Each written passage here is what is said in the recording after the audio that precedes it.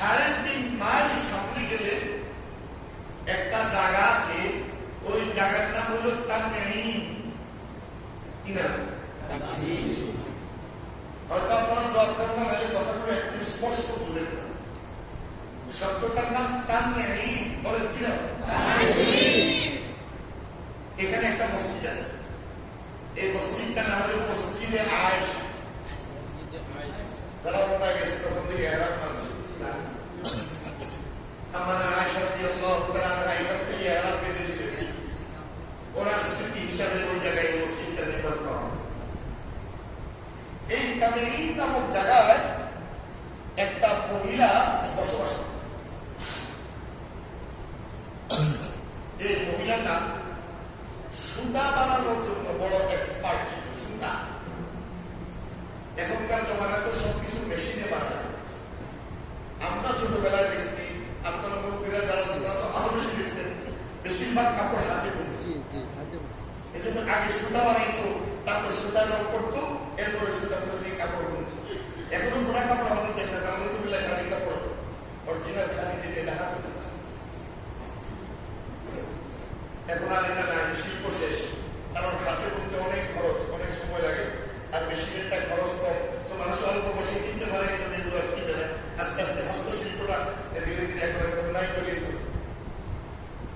তো ওই মহিলা সবচেয়ে চিকন করে উন্নত মানের সুতা বানাতে পারে।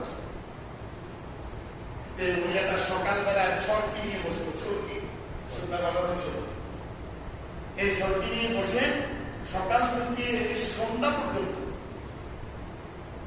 অক্লান্ত পরিশ্রম করে, না খেয়ে না দিয়ে মেহনত করে সন্ধ্যাবেলায় এতগুলো সুতা করত।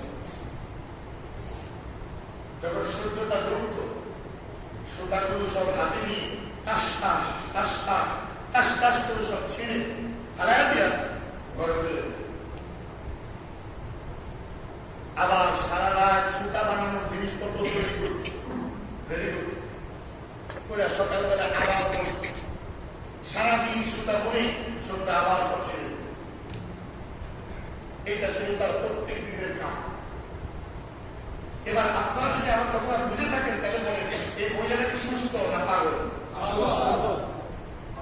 সুস্থ মহিলার করতে নিজের বানানো জিনিস, নিজের মেহনতের জিনিস নিজ হাতে টেনে টেনে টেনে টেনে টেনে টেনে ছিঁড়ে ফেলে দিবে, এটা কোনো সুস্থ মানুষের কাম না, অসুস্থ পাগলের কাম।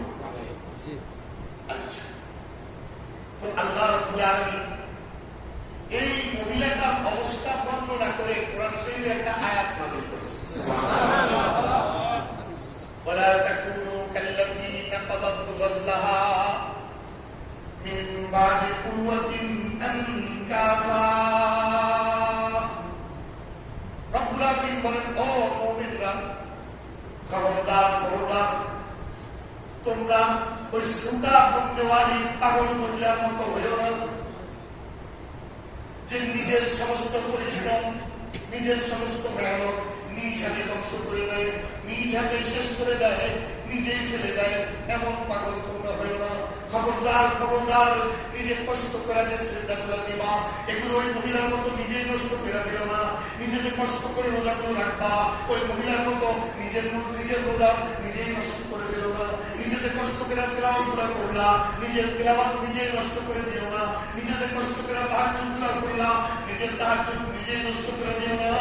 বরং নিজের কষ্টে অর্জিত, কষ্টার্জিত ইবাদতগুলো হেফাজত করো, এরকম নিষেধ আল্লাহ।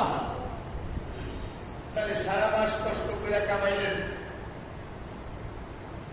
রোজা রাখলেন না খায়া না খায়া, কেউ সমাজে তো অনেক আছে খাইয়াও রোজা রাখে আছে না?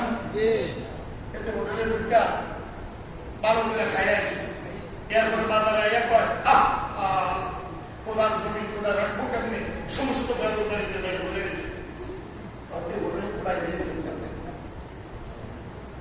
আসেনিও আছে। আমরা কি খাইয়া রোজা রাখছি না না খাইয়া? তো সারাদিন না খাইয়া রোজা হলো, সারাদিন পানি পান না করে কষ্ট করে রোজা রাখলো, 20টা রাকাত তারাবি কষ্ট করে পড়লো, শেষ রাত্রে তাহাজ্জুদও পড়লো,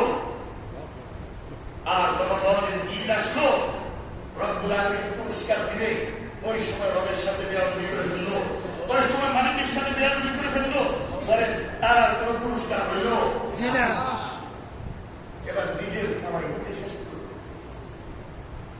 মনে করেন আমি রেজাল্ট করছি ভালো, বা একটা ভালো কোনো একটা কাজ করছি, যে কারণে এলাকার জনপ্রতিনিধি যারা চেয়ারম্যান বা এমপি একটা সংবর্ধনা অনুষ্ঠান আয়োজন করছে। তো আয়োজন করে আমাকে সংবর্ধনা দিবে বা আপনাকে সংবর্ধনা দিবে, মঞ্চের মধ্যে আনছে। এই সময় আপনি এমন এক কথা বলে বসছেন যে কথার কারণে যিনি আপনার হাতে পুরস্কার দিবেন, কিন্তু পুরস্কার তো দূরের কথা, আমি আমার হাত কমে দিয়েছি তাই একেবারে মঞ্চে উঠে আমার লোকে পুরস্কারের কথাবার্তা পুলিশ দিয়ে সব কামাই শেষ, সব ইজ্জত শেষ, সব সম্মান শেষ। আজ আমরা নিজেকে সুস্থ মনে করি, ওই মহিলাটারে পাগল মনে করি। নিজের পরিশ্রম নিজে শেষ করছে, এই জন্য মহিলা পাগল। আমার পরিশ্রম আমি নিজে বরবাদ করলাম, আমি বলে খুব বেশি, আমি বলে জ্ঞানী, আমি নাকি বুদ্ধিমান। এর জন্য আমার ভাই, এই ঈদের বরকতময় মৌসুমে কত লোক রাস্তায় রাস্তায় ঘুরে তার কামাই নষ্ট করতেছে, রবের গজব কামাই করতেছে, জাহান্নাম অর্জন করতেছে। আল্লাহ রাব্বুল আলামিন তার দয়ায় মায়ায় আমাদেরকে এসব গুনাহ থেকে বাঁচিয়ে রেখে তার ঘরে নুরানি পরিবেশে এনেছেন। আবার বলেন আলহামদুলিল্লাহ। আমি আপনাদের সামনে সূরাতুল বাকারা একটি আয়াতের 3 ভাগের 1 ভাগ সংক্ষেপে 2টি কথা বলা, অত্যন্ত মনোযোগ দিয়ে দিলের কাম দিয়ে খেয়াল করবেন। রমাদান আছে না চলে গেছে? রমাদান ছিল আমাদের জন্য আল্লাহর মেহমান। বলেন বলেন, আমাদের জন্য কার মেহমান? দামি মেহমান যদি কারো ঘরে আসে, তো মেহমানের থেকে মেজবানের উপকার বেশি হবে। দামি মেহমান যদি কারো ঘরে আসে, তাহলে মেহমানের উপকার বেশি না মেজবানের উপকার বেশি? আবু আইয়ুব আনসারী রাদিয়াল্লাহু তাআলা একজন মদিনার সাধারণ মানুষ, কিন্তু তার ঘরে মেহমান হয়েছে মুহাম্মদুর রাসূলুল্লাহ সাল্লাল্লাহু আলাইহি ওয়াসাল্লাম। কিয়ামত পর্যন্ত আবু আইয়ুব আনসারীর নাম শ্রদ্ধা করে স্মরণ করা হবে। আমার নবীর মেহমানদারি করনেওয়ালা, আমার রাসূলের মেজবান। হুজুর পরিচয় করায় দিতেন কারো সামনে, আবু আইয়ুব আনসারীকে পরিচয় করায় দিতেন, উনি আমার মেজবান আবু আইয়ুব। ওনার নাম ছিল খালিদ ইবনে যায়েদ। আবু আইয়ুব আনসারী তাহলে এই দামি মেহমান আবু আইয়ুব আনসারীর ঘরে আসার কারণে এই মেজবান দামি হয়েছিল না হয় নাই? শেখ সাদি রহমতুল্লাহ আলাইহি ইসলাম মধ্যে লিখেছেন, এক বাদশাহ শিকারে বেরিয়েছে, তো তার সঙ্গে সৈন্য সম্বন্ধ আছে বাদশার সাথে। শিকারে গিয়ে হঠাৎ একটা হরিণ বাদশার নজরে পড়ল। তো হরিণটাকে তাড়া করার জন্য বাদশা ঘোড়া ছুটে আসছে ফুল স্পিড, শাহী ঘোড়া পক্ষীরাজের মতো ছুটতেছে দুর্বল। এদিকে হরিণ শিকার করার পেশায় বাদশাহের নিজের লোক থেকে আলাদা হয়ে গেছে, এটা বাদশার খবরই নেই। নৌজওয়ান বাদশা তো যেতে যেতে যেতে যেতে যেতে যেতে গভীর জঙ্গলে একদম মাঝখানে চলে গেছে। আস্তে আস্তে আস্তে আস্তে দিন শেষে অন্ধকার শুরু হয়ে গেছে। বাদশা রেখে ডাইনে বামে সামনে পিছনে সবাই করবো, চারদিকে গাছ, চারদিকে ওই যে যারা হজে গেছে দেখছে তার মিনার তা বললাম, যারা গেছে দেখছে সবাই করবো। আর যে একবার হারায় খালি ঘুরে খালি ঘুরে, আর প্রত্যেক কিছু পুলিশ নিয়োগ দেয়, কিছু বুঝে না, রাস্তাঘাটে কিছু ছিল না।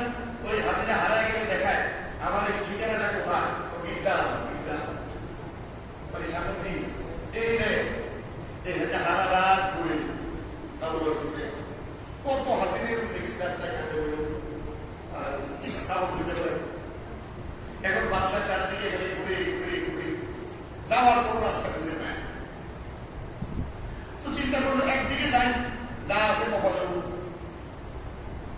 গভীর রাত, নেকড়ে বাঘের আওয়াজ আসে, নেকড়ের আওয়াজ আসে, বাঘের আওয়াজ আসে, সিংহের আওয়াজ আসে। বাদশার ঘুরে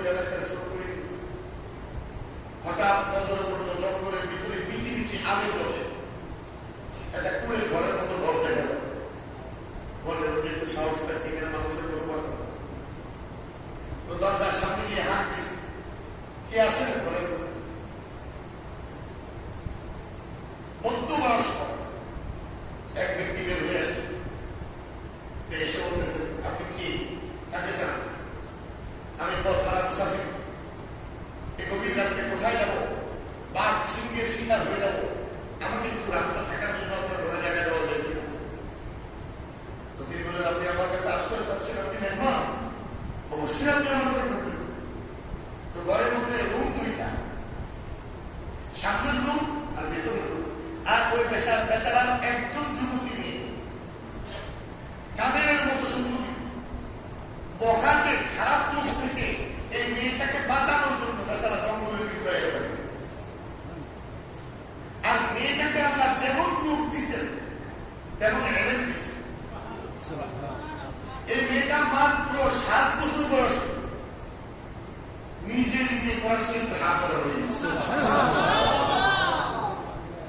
ওই জমানার বড় বড় আলেমদের কাছে এলেম শিখে অল্প বয়সে বড় আলেমরা, বাগদাদের বড় বড় আলেমরা ঘোষণা দিচ্ছে যে এই মেয়ে এই দেশের সবচেয়ে বড় আলেম। কিন্তু এরপরে জালিমদের নজর করছে, সুন্দরী মেয়ে, গুণবতী মেয়ে, খালি ডিস্টার্ব করে, খালি উত্তপ্ত করে। এই জন্য বেচারা মেয়ের ইজ্জত রক্ষার জন্য জঙ্গলে বসবাস করছে, সবার চোখে আড়ালে। এখন বাদশা তাদের ঘরে আশ্রয় দিচ্ছে। ঘরের ভিতরে রুমে মা, মেয়ে, বাবা আর সাথে রুমে বাচ্চা। আপনারা বলেন তো, যারা মেজবান তারা কি বাদশা, এই লোকটা যে বাদশা এটা জানতো? বলেন না ভাই? আপনারা যদি আমার কথা স্পষ্ট না করেন, তরকারি বাইরে ফেলে দেখুন, কথা বুঝুন। আশ্রয় দিচ্ছে এই বেচারা বাদশা, যা আছে বলে একটু বিশ্রাম করবে। ক্লান্ত পরিশ্রান্ত শরীর, কাঁটা লাগাতে শরীরে অনেক জায়গায় দিয়ে ছিঁড়ে গেছে। হঠাৎ করে কানের মধ্যে একটা আওয়াজ আসতেছে। মেয়েটা তার মাকে বলে, মা মা, আমাদের যেই উঠটা আছে, উঠনি যেটা দুধ খেয়ে আমরা থাকি, জীবনযাপন করে, মা প্রত্যেক দিন যে পরিমাণ দুধ দিত আজকে তো অর্ধেক কমেছে। দুধ হচ্ছে অর্ধেক, অর্ধেক কমে গেছে। মনে করেন 5 কেজি দুধ দিত আগে, 2.5 কেজি দিচ্ছে, 2.5 লিটার। মাকে ঘটনা কি? আয় হায়, আজকে তো মেহমান আসছে, আজকে তো দুধ আরো বেশি হওয়ার কথা, বেশি দরকার ছিল, কম হয়ে গেছে, কি করব? আওয়াজ শুনতেছে মা, মেয়ে, বাচ্চা শুয়ে শুয়ে, তো ফিস করে কথা কয়। এখন মেয়েটা মারে কয়, মা দুধটার কমার একটা কারণ আছে। মাকে কি কারণ? মা হয়তো আমাদের দেশের শাসক জালিম হয়ে গেছে, অথবা বাইরের দেশের কোন জালিম শাসক আমরা দেশে আগে ঢুকছি। মা কয়, তুই এটা কেমন বুঝলি? তো মেয়েটা কোরআন শরীফের আয়াত পড়ে শুনে দিতেছে না। ضرب الله مثلا قرية كانت آمنة مطمئنة يأتيها رزقها رغدا من كل مكان فكفرت بأنعم الله فأذاقها الله لباس الجوع والخوف بما كانوا يصنعون. বলেছেন একটা সুন্দর গ্রাম, ওই গ্রামের মধ্যে রিজিকের প্রাচুর্য আছে, নিরাপত্তা আছে, মানুষ বড় আরামে থাকে, মানুষ বড় শান্তিতে থাকে। হঠাৎ করে লোকগুলো আল্লাহর নিয়ামতের নাশকরি করা শুরু করছে, আর একজন আরেকজনের উপর জুলুম করা শুরু করছে। আল্লাহ বলেন, অতঃপর তাদের রিজিকের প্রাচুর্য কেড়ে নিয়ে আমি তাদের উপর অভাব ফেলে দিয়েছি, আমি তাদের উপর দারিদ্রতা ফেলে দিয়েছি। মা কোরআন বলেছেন, জালিমের জুলুমের কারণে রিজিক উঠে যায়, জালিমের জুলুমের কারণে দেশে অভাব হয়, রিজিক রিজিকের বরকত উঠে যায়। আল্লাহ কোরআন বলেছেন, সত্য বলেছেন, আল্লাহ বলেছেন, সত্য বলেছেন। আমার ইয়াকিন আছে, হয় শাসক জালিম হয়েছে অথবা জালিম শাসক আমাদের দেশে আসছে। সুবহানাল্লাহ। কেমন মেয়ে শুনতেছে কে? বাদশাহ ভালো করে জানে হেজে জালে বাদশাহ খাইছে রবে না নেবেন। আমি সবসময় বলি, এই যে চেয়ারম্যান সাহেব এখানে আছে, যেখানে এমপিরা থাকে বা যেখানে শহরের বড় প্রোগ্রাম গুলো থাকে, এখানে বড় বড় কর্মকর্তারা থাকে, সচিবালয়, ওই প্রোগ্রাম গুলো সবসময় কথা বলি যে আপনারা যারা রাষ্ট্র চালাবেন, একজন চেয়ারম্যান ইউনিয়ন চালাবেন, একজন মেম্বার একটা ওয়ার্ডের প্রতিনিধিত্ব করেন, আল্লাহ জুলুম ছাড়েন, জুলুম থেকে ফিরে আসেন। খোদার কসম বিদেশের সাথে চুক্তি করতে পারবেন, হাজার হাজার কোটি টাকা বিদেশ থেকে লোন দিতে পারবেন, হাজার হাজার মেগা প্রজেক্ট চালু করতে পারবেন। আল্লাহর কসম, যেই জাতির ভিতরে কোন প্রকারের কোন জুলুম থাকে, ওই জাতির বাক্য কোনদিন পরিবর্তন হবে। ফয়সালা কার করে? আমাদের দেশে লোকজন আগে সমান না বাড়তেছে, ব্যবসা বাণিজ্য বাড়তেছে, বিদেশিও বাড়তেছে, বৈদেশিক মুদ্রা রেমিটেন্সও বাড়তেছে, কিন্তু তারপরে অভাব, দ্রব্যমূল্য লাগাম সবকিছু নিয়ন্ত্রণের বাইরে অভাব অভাব। কেন কেন কেন? কারণ হলো জুলুম, জুলুম, জুলুম এবং জুলুম, শুধু জুলুম আর কিছু। সব জায়গায় স্বামী স্ত্রীর উপর জুলুম করে, ঘরে আসেনি বলে, সন্তান পিতা মাতার উপর জুলুম করে এমন সন্তান আসেনি, ভাই ভাইয়ের উপর জুলুম করে এমন সন্তান আছে, এমন ভাই সমাজে আসেনি। আল্লাহ বলেন, এই দেশে বরকত থাকবে না, ওই দেশের নিয়ামত থাকবে না। আমি আল্লাহ তোদের থেকে দুইটা নিয়ামত উঠে নিব, এক রিজিকের বরকত আর দুই তোদের নিরাপত্তা। ঘরে বাইরে কোথাও নিরাপদ হতে পারবি না। রাস্তায় বের হলে ভয় লাগবো, কে মাইরা দেয়, কে পয়সা না লইয়া যায়। রাস্তায় গেলে ভয় করবে, ঘরে থাকতে ভয় করবে, কে জানি লইয়া যায়, জায়গা কিচ্ছু ভয় করবে, কে জানি দখল করে নিয়ে যায়। আর তোমার রিজিকের অভাব অভাব অভাব লেগেই থাকবে, দূর হবে না। জুলুম ছেড়ে দিবে, আল্লাহ নিয়ামতের বারিশ বৃষ্টি বর্ষণ করবে। এখন বাদশাহ শুনে মনে মনে করে খাইছে, আমার মতো জালিম তাদের এলাকায় ঢুকার কারণে আল্লাহ তাদের রিজিক কমে গেছে। তো সোয়াই থেকে দুই হাত তুলছে, মালিক আমি তোমার গোলাম হিসেবে তোমার কাছে আজ তওবা করলাম, তুমি যদি আমাকে ফিরিয়ে দাও, আমার রাজ্যে আমি ফিরে যাই, আবার যদি সিংহাসনে বসি, তোমার জাতের কসম মৃত্যু পর্যন্ত আর তোমার কোনো মাখলুকের উপর কোনোদিন জুলুম করবো না। আচ্ছা, বাদশাহ এটা তো ঘরের কেউ জানে না, এবং বাদশাহ যে তওবা করছে এটাও তো কেউ জানে না। এখন মা মেয়েরে ফেলেছে, চল আমি যাই দেখি দুধ বাইরে না গেলে, এর মা যায় দুধের বাটির মধ্যে হাত দিয়ে কান দিছে, ভর করে আবার দুধ আসা শুরু করছে। মা মেয়েরে কয়, পণ্ডিত রিয়াজ করবি, তুই সব কাজে বেশি পণ্ডিত দেবে, তুই বলছো শাসক জানি নিছে অথবা জালিম দেশে চলে নিছে, এর লেগে অর্ধেক কমে গেছে রিজিক, এমন বাইরে করছি। মা আমি আমার কথা বলিনি, আমি আল্লাহর কালামের কথা বলছি। হয় ওই জালিম শাসক আমাদের এলাকা ছেড়ে চলে গেছে, অথবা সে তার জুলুম থেকে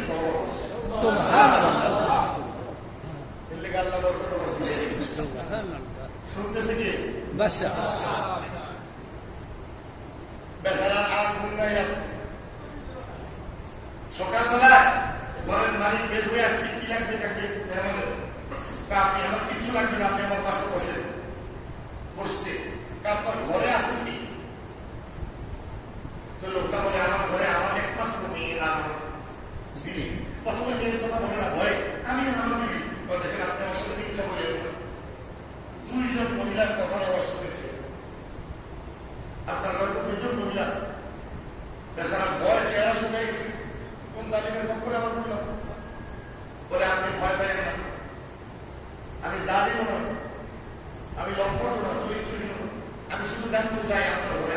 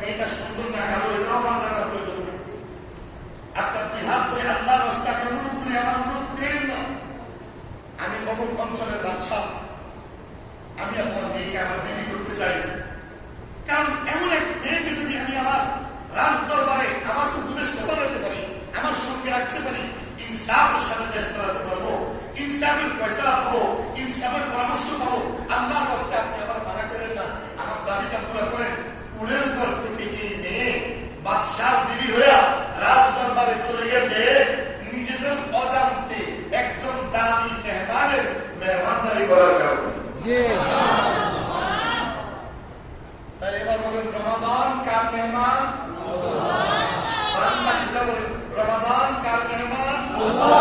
এবার এই মেহমান আমাদের ঘরে আসার কারণে মেহমানুল্লাহ না আগুলা এখনো পর্যন্ত ওই জায়গার মধ্যে মাঠটার মধ্যে কয়েক জায়গায় আমি বয়ান একটা কথা বলে গেছিলাম, আপনাদের মনে আছে কিনা জানি না। এই আমি দেখাইছিলাম এইভাবে, মনে আছে? এইটার ভিতরে ছিদ্র আছে না, এখান থেকে 1 টাকা ঢুকাইলে এদিক দিয়ে কি বাইরে 1 টাকা দেবো, এখান থেকে 1 টাকা কয়েন দিলে এদিক দিয়ে কি বাইরে 1 টাকা পাইবে। একটা পাইপের এক পাশ দিয়ে পানি ঢুকাইলে আরেক পাশ দিয়ে তো পানি বেরোবো, কিন্তু আল্লাহ বলেন না, আমি তোমাদেরকে রমাদান নামক যে মেশিনটা দিচ্ছি, এই মেশিনটা এরকম না, এটা একটা জাদুর মেশিন। এটা এক পাশ দিয়ে যদি একটা নকল ঢুকাও, আরেক পাশ দিয়ে একটা ফরজ হইয়া বাইরে, যদি এক পাশ দিয়ে একটা ফরজ দাও, আরেক পাশ দিয়ে 70টা ফরজ হইয়া বাইরে। তাহলে মেহমান আমার আপনার কাছে আসার কারণে লাভ মেহমানের